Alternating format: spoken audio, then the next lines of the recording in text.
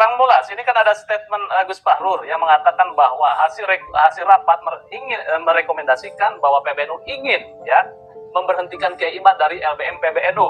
Nah, kira-kira ini bagaimana nih kajian Nasab kemudian implikasinya sampai ke masalah struktural seperti itu? Apakah ini wajar dalam sebuah organisasi atau bagaimana ini? Ya, kemarin kan Gus Fahrur menceritakan bahwa ada keluhan dari berbagai masyarakat soal situs itu loh, web miliknya RMI untuk dipakai untuk soal perdebatan ini, dan dapat laporan dari berbagai ada keluhan. Nah, mungkin sudah diingatkan kan begitu, dan kemudian kan itu hasil rapat. Jadi karena dianggap tidak disiplin, kan narasinya Gus Fahrur kan jelas, jangan NU dibawa pada ranah konflik, jadi dipahami sebagai konflik aksesnya. Karena mungkin soal akademik ya, soal itu sudah selesai, dianggap sudah selesai, kan ikhtilaf itu sudah kesimpulannya, dan Imam dipersilakan untuk melakukan kajian secara pribadi, jadi nggak ada halangan sana. Gitu Mas, jadi dia lebih pada karena ada aspirasi, dan itu kan hasil rapat juga.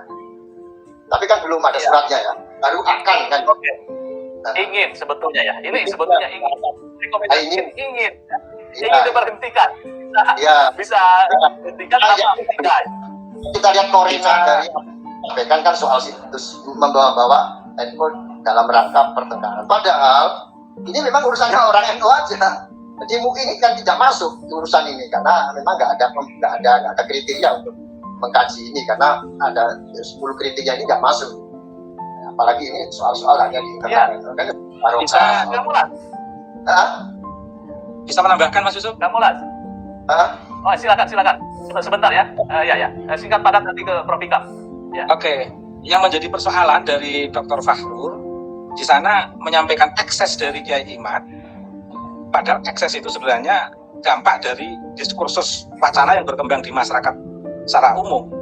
Tetapi Dr. Fahrur di sana tidak menyampaikan ekses dari arogansi kenasaban. Ya, jadi seakan-akan tidak seimbang sebagai seorang bapak, saya katakan. Dr. Fahrur itu kan meskipun mewakili pribadi, meskipun sebagai pribadi tidak mewakili PBNU, tapi kan background PBNU itu kan seharusnya menjadikan kebapakan beliau untuk lebih arif dan memiliki wisdom dalam resolusi konflik dalam konteks ini. Tetapi di situ Dr. Fahrur lebih menyoroti pada persoalan-persoalan Kiai Imad dan eksesnya. Sementara ada ekses yang luar biasa dari kenasaban yang tidak disoroti oleh Dr. Fahrur. Yang kedua, dari sisi ilmiah memang sudah selesai. Tapi dari sisi penyadaran belum selesai. Bahkan makin banyak framing yang makin memuncak saja. Ya. Di dalam tradisi NU, dalam tafsir masail, itu sudah pasti biasanya ada qaula nih, 2 qaul. Nah, dalam soal nasab ini, itu pasti begitu. Satu sisi, qaulnya Kiai Imad, muqotiun batilun. Kan begitu. Berdasarkan ini. Lalu ada qaul yang lain muttasilun yang kemarin disampaikan oleh Gus Fahrur. Jadi itu makanya suruh berhenti. Udah berhenti aja, hasilnya sudah kelihatan. Tanpa Basul Masail sudah tahu. Sudah pasti itu hasilnya nanti. Karena kalau kita lihat hampir semua Basul Masail itu menghasilkan kaulani. Oleh karena itu kayaknya PBNU lebih fokus kepada aspek masyarakatnya, ya, aspek masyarakatnya yang kemudian terpolarisasi, ya. Jadi ya sudah dengan hasil kan sudah terpola ini, ada yang setuju, ada yang tidak setuju. Udah terpola ini. Dari sisi akademik sudah terpola seperti itu. Tinggal bagaimana mengedukasi masyarakat supaya kemudian tidak terus-menerus melakukan pertentangan yang soal ikhtilafiyah seperti ini. Nah, yang ketiga, soal memang Kiai Imad ini memang mewakili ustaz-ustaz teman kita, ustaz-ustaz kita khususnya di DKI ini yang memang kadang-kadang merasa keberatan, gitu ya, khususnya Habib muda. Jadi umurnya masih muda, ilmunya tak seberapa, tapi tingkah polanya nggak tentu arah. Itu memang mendominasi sekali. Jadi dengan adanya Kiai Imad yang kemudian kenal tentang nasabnya, itu ada keberanian untuk tidak lagi segan-segan untuk menegur atau tidak lagi mengundang begitu. Jadi ada memang jadi kemarin Kiai Imam sudah menyampaikan hasil-hasilnya dari tesis ini sudah tercapai lah, tujuannya.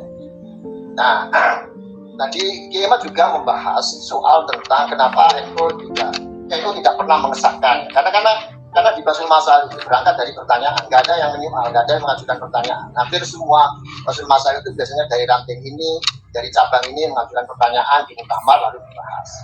Jadi memang nggak ada keputusannya ketiga. Yang keempat, Gus Wahrul kemarin itu nampaknya dia mengimbangi, ya, bukan berarti tidak memberi ruang ilmiah, dikasih seluas-luasnya di untuk melakukan kajian, tapi atas nama pribadi, jangan membawa-bawa NU di ruang pertentangan seperti itu, ruang konflik lah. Jadi bukan berarti tidak memberi ruang untuk hal-hal yang sifatnya ini kan diberi keleluasan. Hanya saja Gus Wahrul mengimbangi bahwa tentang nasab ini menurut dia kemarin sudah ketemu narkoba hampir di seluruh negara, baik di Saudi, di Afrika sana itu, terus di situ di mana narkoba sini nih, ya Yaman, Saudi, terus satu lagi itu sana yang Afrika itu sudah ditemui semua, tidak ada pembatalan. Nah, itu pengakuan Gus Wahrul. Kan Gus Wahrul itu aktif di NU, di IJIS itu sejak zaman Kiai Hasim dulu sudah, memang sobonya di situ, memang selalu ke luar negeri. Jadi interaksinya memang sudah interaksi internasional itu sudah lama, sejak tahun 2015. Jadi sudah lama sekali dia di PBNU. Nah, kayaknya Gus Wahrul ingin menunjukkan bahwa itu sudah ijma, bahwa nasab itu tidak batal. Nah, kemudian ada penemuan baru oleh Kiai Imam. Ya ini kan kemungkinan akan diuji oleh oleh masyarakat. Ada pengikutnya, ada yang pro dan kontra. Kan tentu seperti ya kayak kunut subuh itulah. Kata orang NU itu sunnah muakkad, kata Wahabi itu bid'ah dolala, kan begitu. Jadi kayak begitu. Jadi ikhtilaf itu ya begitu, masing-masing ada pengikutnya dan tidak bisa untuk memaksakan, ya. Argumentasi masing-masing punya keyakinan, apalagi ini soal dan ini soalannya hanya di NU saja, di luar NU nggak ada persoalan ini. Di Muhammadiyah, apalagi di Wahabi sudah nggak dianggap lah. Nah, di NU itu memang hal ini sudah menjadi doktrin ya sejak dulu, untuk hormat orang tua, hormat guru, hormat zuriat Nabi, itu memang doktrin. Nah, tidak gampang juga. Karena itu tetap soal ini ada bagian dari ikhtilaf. Itu yang dirasakan dan kemudian PBNU udahlah berhenti sampai di sini saja karena kesimpulannya sudah terlihat. Tujuan Kiai Imam pun sudah tercapai kan gitu. Nah, tinggal bagaimana ke depannya, saya lebih melihat untuk bermuhasabah keduanya. Bagi yang habaib, mungkin ini muhasabah bagi dia, bahwa selama ini yang sikapnya yang kemudian di stigma sebagai perbudakan spiritual itu, ya ada sebagian lah yang terjadi, tapi tidak semua. Nah, itu supaya menjadi muhasabah dia, bahwa perilaku selama ini menyebabkan persepsi masyarakat itu merasa diperlakukan seperti itu. Meskipun sebagian masyarakat kita juga nggak gampang. Buktinya kemarin datang siapa itu, Habib Umar datang berjubel-jubel. Jadi karena kita sudah terdoktrin seperti itu.